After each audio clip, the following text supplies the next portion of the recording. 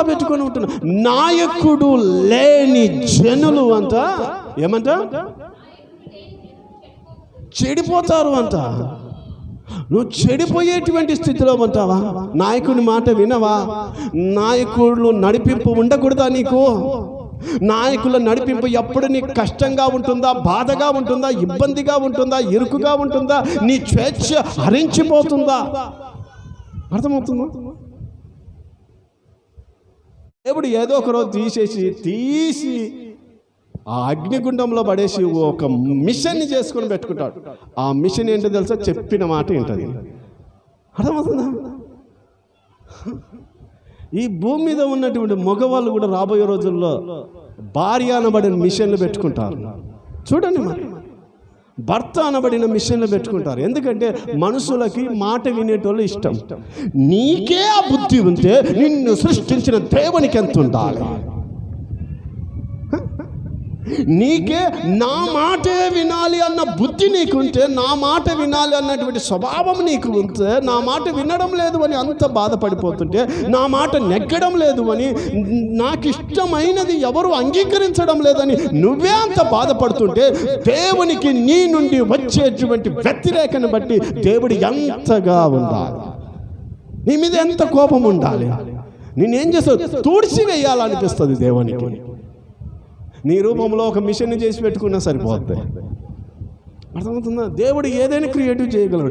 ఈ భూమి మీద ఉన్న మెటీరియల్ ద్వారా మనిషి ఇంత చేయగలిగితే, దేవుని వద్ద ఉన్న మెటీరియల్ ఎంతగా చేయగలుగుతుంది? హల్లెలూయా! దేవునికి మహిమ కలుగును గాక. ఆమేన్. దేవుడు ఎంతైనా చేయగలుగుతాడు. కానీ రక్త మాంసములో ఇచ్చి దేవుడు చేసిన పని ఏమిటో తెలుసా? స్వేచ్ఛ. ఏంటి అంటే మొత్తం అధికారం నీకే ఇస్తా. నీ అంతటా నువ్వే మంచిగా రావాలి నా వద్దకి. ఇది దేవుని కాన్సెప్ట్. ఆమేన్. అర్థమవుతుందా? దేవుని కాన్సెప్ట్ ఏమిటంటే, నీ అంతటా నువ్వు దేవునికి మంచి మిషన్గా దేవుని వద్దకు రావాలి అంట. హల్లెలూయా!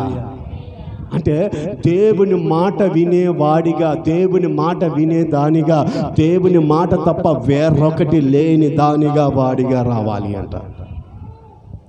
ఆ బుద్ధి, ఆ మనస్సుతో మనకుండా. నాయకుడు లేని జనులు ఏమవుతారంట? చెడిపోతారు. నీకు నాయకుడు వద్దు, నన్ను నడిపించేవాడు, నన్ను తిట్టేవాడు, నన్ను గద్దించేవాడు, నువ్వు ఏ పని చేస్తున్నా అది అడ్డు చెప్పి ఇది కరెక్ట్ కాదు అని చెప్పగలిగి నీకు వ్యతిరేకంగా ఉండగలిగే నాయకుడు ఉండాలి. అప్పుడే నువ్వు చెడిపోకుండా ఉంటావు. లేదంటే చెడిపోయి రోడ్డు మీద పడిపోతావు. మన జీవితాలు నాశనంలోనికి వెళ్ళిపోతాయేమో. జాగ్రత్త. హల్లెలూయా! కీర్తనకారుడు రాసినటువంటి కీర్తన 81వ కీర్తన 12వ వచనం. కీర్తనకారుడు రాసిన కీర్తన 81వ కీర్తన 12వ వచనం. త్వరగా. కాబట్టి ఇదిగో వారు తమ స్వకీయ ఆలోచనలను బట్టి నడుచుకున్నట్లు వారి హృదయాన్ని కఠినానికి, అది దేవుడు ఏం చేస్తాడు తెలుసా? ఇంకా వీళ్ళు ఉపయోగపడరు అని కఠినపు ఆత్మనిచ్చేస్తాడు అంట నీకు. కఠినం నీ లోపల ఎప్పుడు కఠినమే కనబడుతుంది. ఎక్కడి నుంచి వచ్చింది? అది దేవుని వద్ద నుండే వచ్చింది. అంటే దేవుడు నిన్ను ఎవరికి అప్పగించాడు తెలుసా? సాతానుడికి అప్పగించాడు.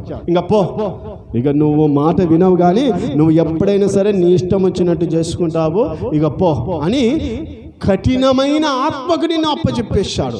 అందుకే ఆ ఆత్మ చేరినప్పుడు కఠినం, నీ మనసు కఠినం, నీ మకము కఠినం, నీ స్వభావం కఠినం, నీ ఆలోచన కఠినం, కఠినమైన నిర్ణయాలు, కఠినమైన బుద్ధి, కఠినమైనటువంటి స్వభావంతో కఠినముగా ఉంటావు. ఎందుకంత కఠినం అంటే కఠినపు ఆత్మ, పరిశుద్ధాత్మన నీ వద్దకు రావాల్సింది. కఠినమైన ఆత్మన, కఠినమైన ఆత్మకు దేవుడు అప్పచెప్పాడు అంటే ఏమవుతుంది? నీ మిషన్ ఏమవుతుంది? నీ మిషన్ పాడైపోతుంది. నీ వద్దకు పరిశుద్ధాత్మను పంపిస్తున్నాడు. వారి మంచితనాన్ని బట్టి పరిశుద్ధాత్మను పంపిస్తున్నాడు. కొర్నేలు వద్దకు దైవజనుడైనటువంటి పేతురు ద్వారా పరిశుద్ధాత్మను పంపించాడు అన్న సాక్ష్యం లేదు. వీరి హృదయ ఆలోచనను బట్టి కఠినవాన్ని పంపించాడు అంట దేవుడు. ఏం పంపించాడు? కఠినాన్ని పంపించాడు. నీ వద్దకు ఏం రావాలి? పరిశుద్ధాత్మ రావాలి దేవుని వద్ద నుండి. ఇప్పుడు దేవుని వద్ద నుండి ఏమొస్తుంది? కఠినమైన ఆత్మ వస్తుంది. కఠినమైన ఆత్మ వస్తుంది. మళ్ళీ చదువుదాం ఆ మాట, మళ్ళీ చదువుదాం. కాబట్టి వారు తమ స్వకీయ ఆలోచనలను బట్టి నడుచుకొనున్నట్లు వారి హృదయం కాఠిన్యమునకు నేను వారిని అప్పగించి అంట. అంటే కఠినం. అప్పుడు దైవజనుడి మాట కానీ మంచి మాట ఏది వినసొంపుగా ఉండవు. చెడ్డ మాటలు మాత్రం వినసొంపుగా ఉంటాయి. అందరిలో లోపాలు చూస్తూ, అందరిలో లోపాలు చెప్తూ ఉన్న వారి మాటలు బాగుంటాయి. కానీ లోపాలు ఉన్న వారిని కూడా క్షమించాలి అని చెప్పేవారి మాటలు బాగుండవు. మందిరానికి రండి అని చెప్పేవారి మాటలు బాగుండవు. ఏంటి? మందిరానికి రండి అని చెప్పేవారి మాటలు బాగుండవు. కానీ జాగ్రత్త గమనించండి, మందిరానికి వద్దులేండి, ఏం పోతారులేండి అని చెప్పేవారి మాటలు బాగుంటాయి. మందిరానికి ఏం పోతారులేండి, వద్దులేండి, ఇంత ఎండ ఉంది, ఇంత స్థితి ఉంది, ఏం వెళ్ళకండి అని చెప్పేవారి మాటలు బాగుంటాయి. కానీ మందిరానికి రండి అని చెప్పేవారి మాటలు చాలా కఠినంగా ఉంటాయి. చాలా కఠినమైన ఆత్మ వస్తుంది అంట. వారి హృదయ ఆలోచనను బట్టి కఠినానికి అప్పచెప్పేస్తాడు అంట దేవుడు. అదే కీర్తనకారుడు.